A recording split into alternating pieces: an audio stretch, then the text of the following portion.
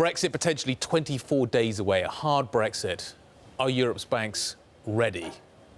Well, we just sent a communication today out on telling banks, that we think that the infrastructure is in place to deal with a potential contingency. We think that authorizations are in place.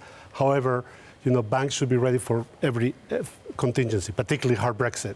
And we think that in terms of actual movement of people, staff, actual movement of data, and some exposures, it's a bit delayed. They're saying that they will be ready if they have to, but they don't want to move until they have to. Okay, so let's say it happens in 24 days' time, 1st of November. What is your big worry day one?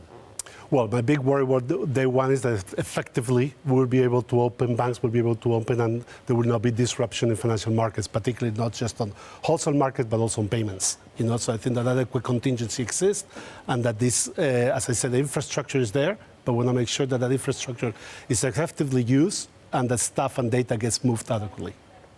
So, Mr. Chairman, do you think that at least some of the shifts that we've seen in moving employees from city to city in preparation for this, do you think that enough has been done on that front so far?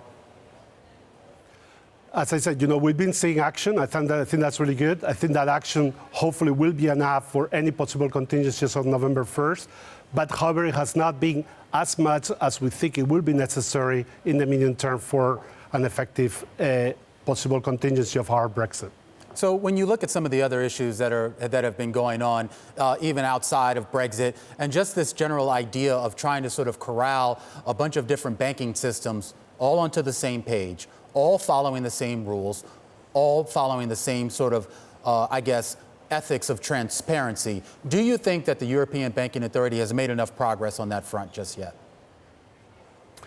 Well, I think that we've made a lot of progress. Remember, the European Banking Authority has been in place for 10 years, since the midst of the financial crisis. I think the amount of progress that has been made in integrating European markets, in providing transparency, in providing information, and assuring financial stability has been large.